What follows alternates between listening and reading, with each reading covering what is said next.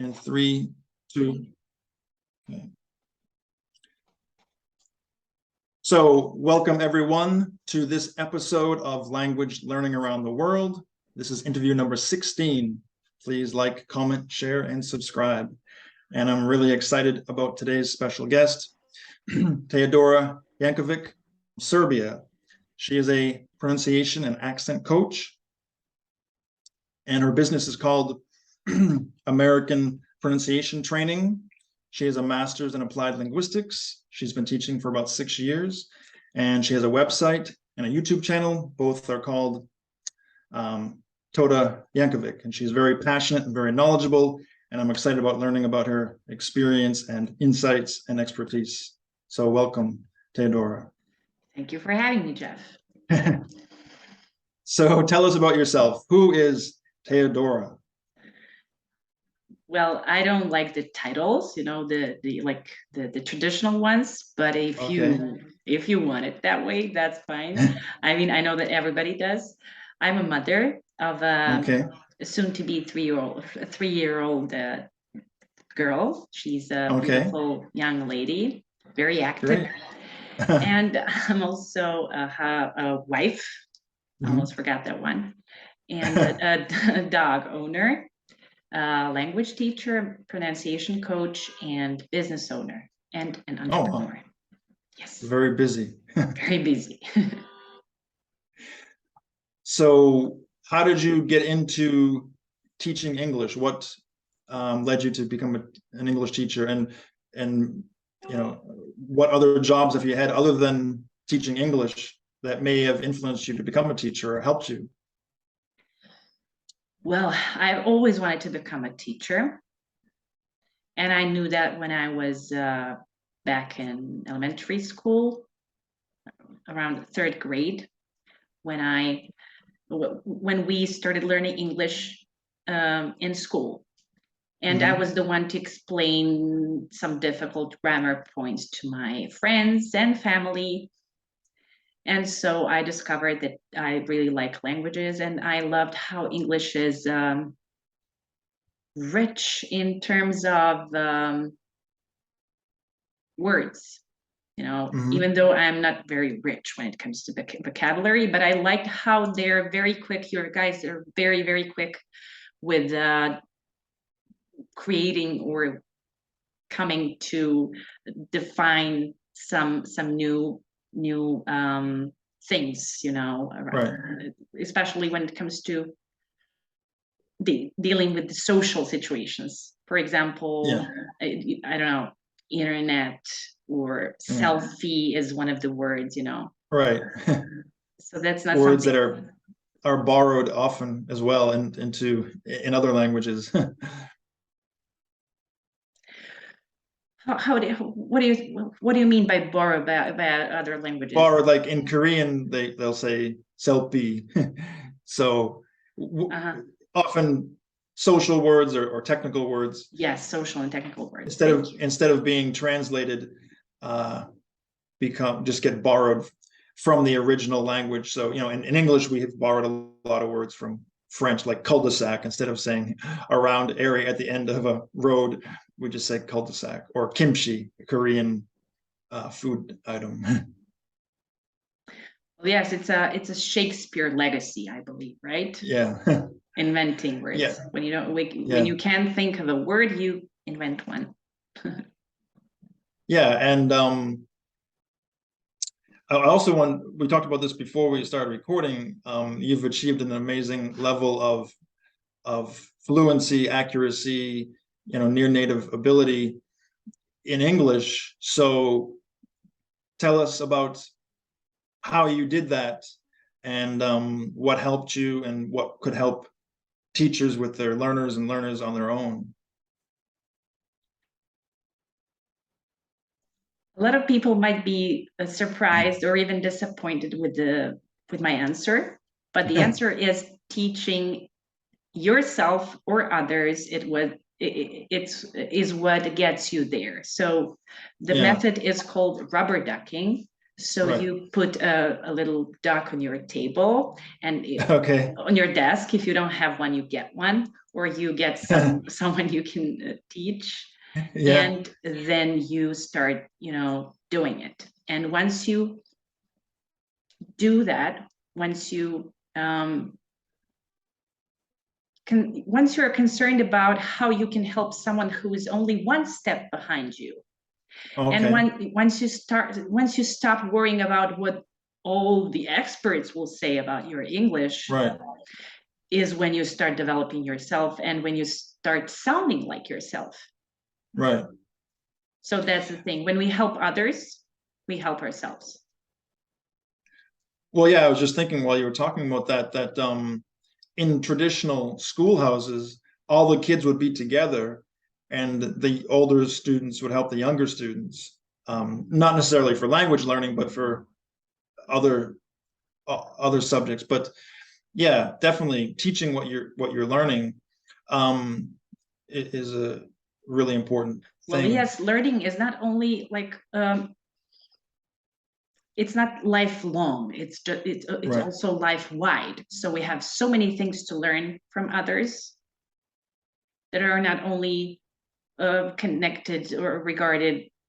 I mean, it's not only about languages and science and everything else. It's about communication. It's about how to grow old with the person that you love, how to stay open-minded, blah blah blah. So those are things that we all need to learn, right, from other people. So Right. that's it. And as an autonomous learner, obviously you have to be good at noticing. I mean, we teachers try to get our students to notice the content in our lessons, pronunciation factors, grammar features. We try to get them to notice what it is we're trying to teach them. So if you're an autonomous learner, what do you do to make sure you're noticing the gaps between where you want to go and where you are when you're watching TV or reading books or talking or writing? What do you do as far as noticing is concerned? It's a good question. Well, I don't know. For me, it was always about how the interlocutor feels when I am conversing with him or her. Yeah. So I guess it's psycholinguistic factor that is very, very important when it comes to exchanging language. I'm so much deep in psychology and linguistics and Yeah. everything. And it is really about the words we use that make us good or bad speakers, because it's not only the whole of responsibility is not on you, on the speaker. Right. The way we are perceived, the way we are comprehended, Right. is not only up to us, it's up to the listener as well. So when you take that into account, you realize that you can only relax. And if you have problems with your own English, which you can record yourself. Right. You can listen to yourself. You can autocorrect yourself. So I mean, now it's too many words. So you can correct yourself, and you can, start liking yourself. That's the whole purpose of autonomy, right? Definitely. Yeah. So once you start doing things that are giving you confidence, so once you learn about what gives you confidence, for someone it's grammar. It's a good command of grammar. For some is, right. Some people are just jacks of all trades. They like to learn everything, not at once. That was the case with me. At first, grammar was the thing that gave me confidence, and I was all about grammar translation method, because I'm that type of a learner. I like logic, and I like my grammar to be deductive first, and then I start using it. So that's something I also learned when I was obtaining my master's degree, when I was writing my master thesis. I was all for the Berlitz method because, you know, it sounded very productive. The direct method, it sounded productive when I was listening about it, and everyone is like bragging about how, I mean, you know, Yeah. everyone likes Celta and like those formal trainings, CLT trainings. And Yeah. I was for it because I've learned so much. Yeah. I've worked for some big companies, international companies. I mean, they were mostly owned by the Chinese or the Right. Americans, but they were huge. And just like any other corporation, any other big entity, huge entity, they have procedures. And when you have procedure, that means that you have to like keep standards. Right. And that's when I learned that direct method is super productive. But Okay. there is one catch. Yeah. You cannot maintain the level when you're not in class. So if you're not using English outside of your classroom, then we go back to the beginning. And also, Yeah. it is scientifically proved that we all have some cognitive schematas of our own language that exist in our own language. And with grown-ups, it is kind of it's not possible to learn like a target language that way, just by immersing yourself in English or any other language. It is necessary for you to compare your own language with the target language. And that way you see all the differences and all the similarities between your language and the target language, and then you start learning, you know. I mean, at least that's how I learn. And now, right now, I'm more concerned about the musical aspects. Okay. The non-segmental, super segmental features of language. Okay. Yeah. I mean, well, there's I had so many thoughts going on. I'll try to address one or two of them at least. So autonomy, we've talked about that. As I said before we started recording, I think that also includes teacher autonomy, because if it's top down, some distant, not uninvolved, except for the money, administrator telling you what to do with the people that you know, I think that's a problem. I have a big problem with that. I think language learning, if there's a coach or a teacher involved, it needs to be personable. It needs to be, you need to be the expert on your students, whether it's one-to-one or in small groups or big groups. You need to be, well, it goes both ways. I mean, the learner and the teacher need to have some kind of rapport. So I'm a big believer in not only learner autonomy, but teacher autonomy. And another thing I wanted to mention is I also, in that same vein, have a problem with textbooks, because it's like, you know, buying shoes without trying them on. I mean, language learning isn't one size fits all. And if you have a textbook that was made by somebody who doesn't know your students and you're trying to make it work, it can be kind of difficult. So I basically ignore the textbooks except for the points I'm supposed to teach and just create my own stuff. But anyways, those are some of my thoughts. There's this method called language coaching and neural language coaching, which is all about zero textbooks, zero materials. You just define the goals and you work on achieving those goals. You work on your motivation. You know, write a journal in English, blah, blah, blah. So all the things that you do are just, you know, targeted towards your goal in real life, not you knowing English for what? Why would you learn English from textbooks if it doesn't, if you don't apply it to any real life situations. I mean, that you can't stay motivated. You can't. Why? The big why stays there. To The elephant get in a the room. grade, get a certificate. Yeah, but why do you need a certificate? Why would you? I mean, I'm into sales and I love I'm entrepreneurship. being facetious. Sorry. It's okay. No, but go ahead. Yeah, you see, I'm all excited, so Okay. very, very defensive. It's okay. No, I think we're on the same page.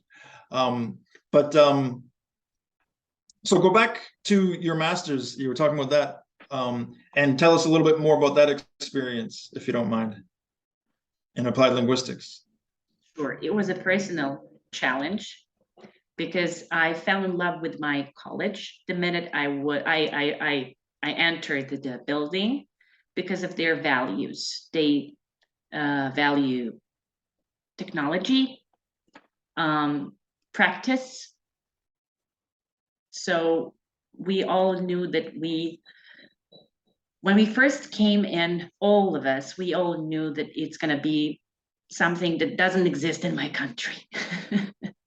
Like it's a privately owned college.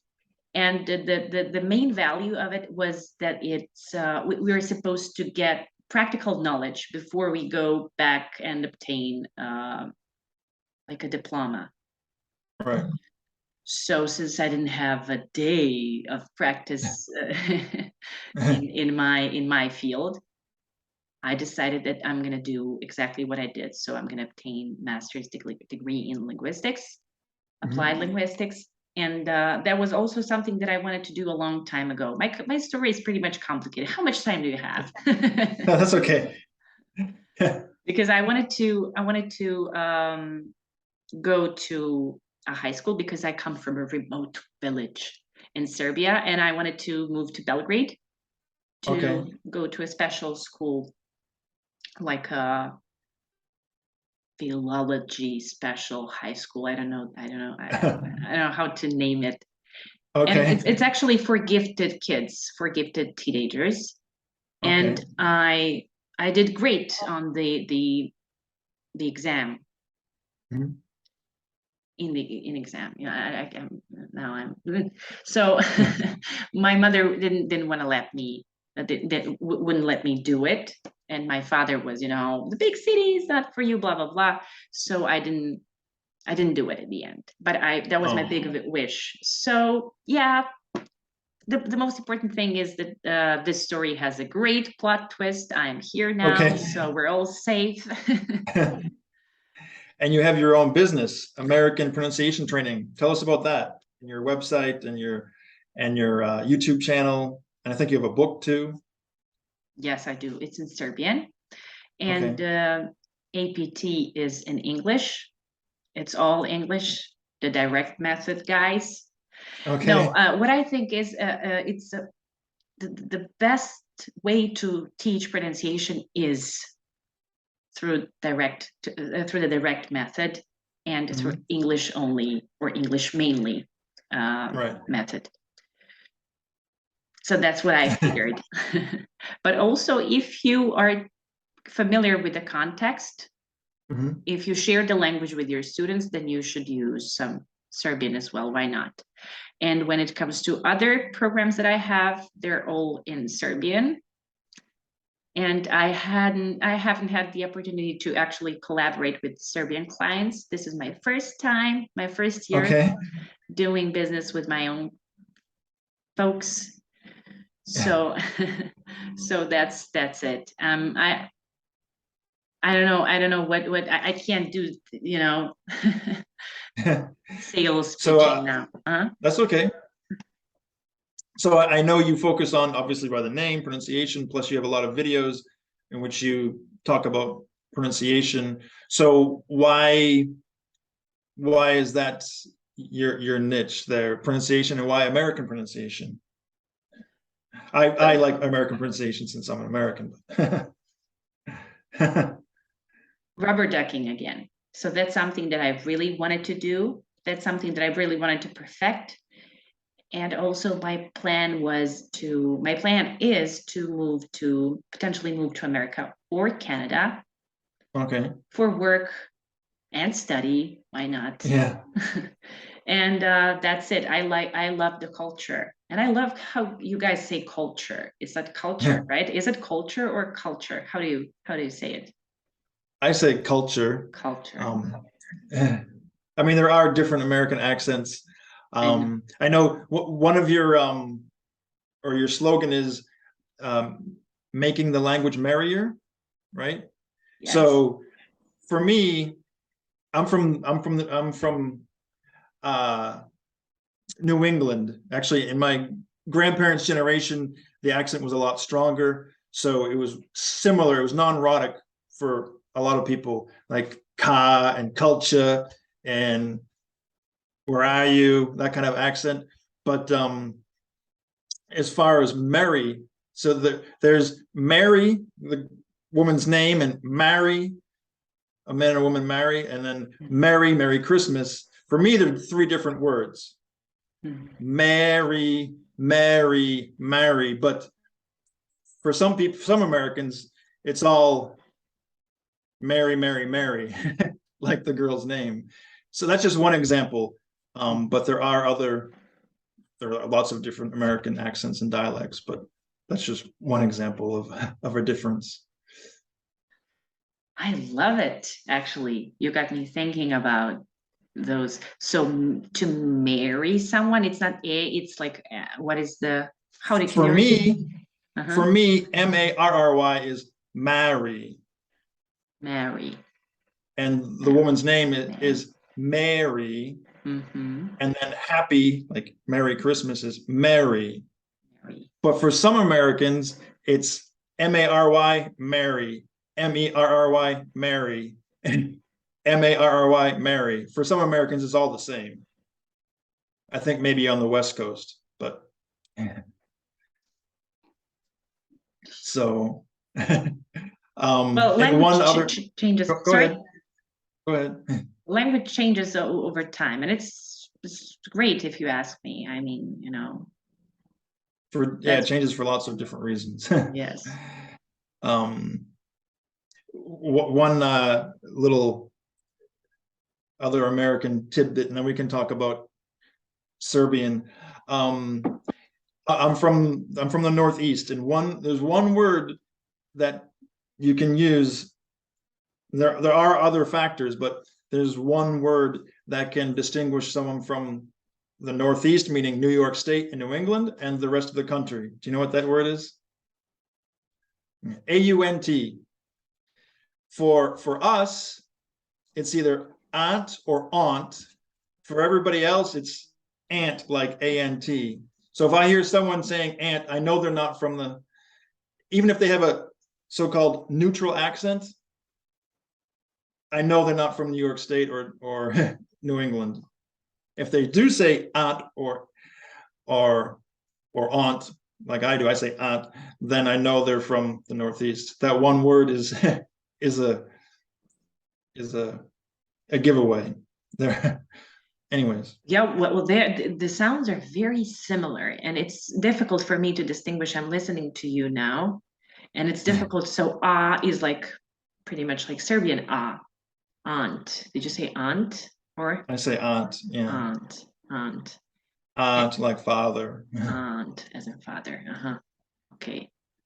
Good to know. Thank you. Yeah, sure. I've always loved accents and languages.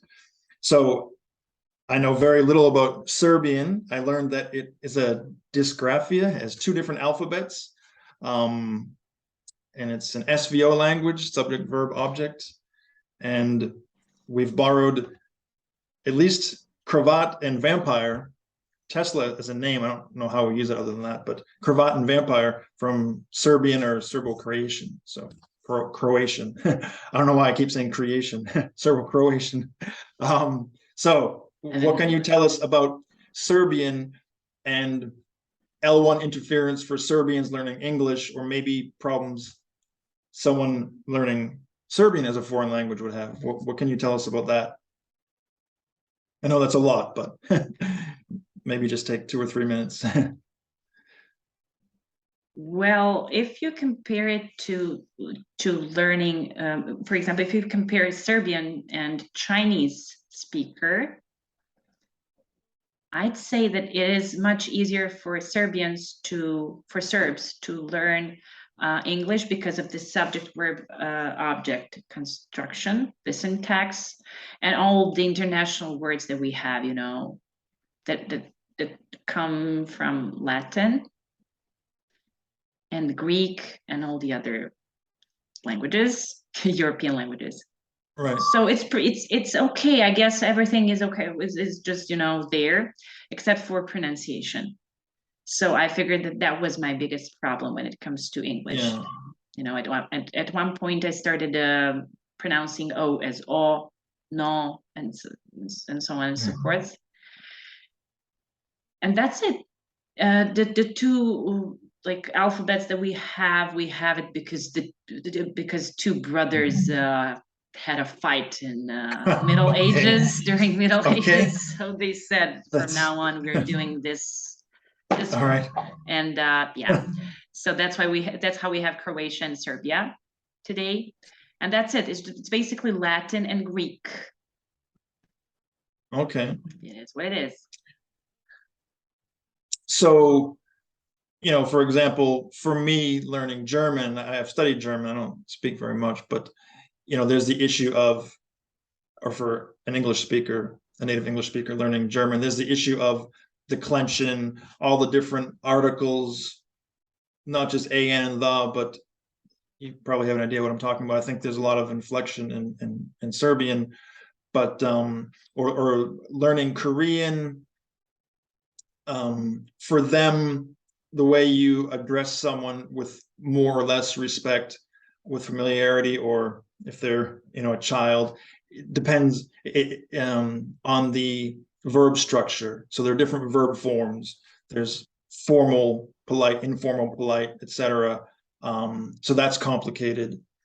You know, for Spanish speakers learning English, it's helpful in that English has a lot of Latin vocabulary and French vocabulary, but it can be confusing because if they just say sentiment instead of feeling, or edifice instead of building, they're going to sound strange if they're using words that are similar, but they don't have the same register. So I was just wondering about things like that, but also what sounds are difficult for Serbs in English? Vowel sounds. Vowel sounds? Yes. We have only 5, and there are 15 in English, so that's super difficult. And is Serbian written the way it's pronounced, unlike English? Yes, it is. You did your homework. That's nice. I always like to notice the similarities and the things that are, you know, just easy to the reasons why English is easy for Serbian people. But you did your homework. I can see. So yeah, Serbian is super difficult for some people. Okay. You know, but it's also, as you said, it's different depending on the area. Okay. Of countries. So in some parts of the country, you have very simple language. There's very simple language, and in some parts things are a little bit more complicated, but that's it. Okay, so we've got a minute or two left. Is there anything you want to say? Any special tips? Anything you want to say about any courses that are coming up? Anything at all? Well, I had a great time with you, Jeff. Thank you so much for having me. Likewise. Today. And that's it. I have like one course coming. I mean, it is the offer stays until January 10th, and it's intonation masterclass. I'm trying to get into natural speech, and that's it.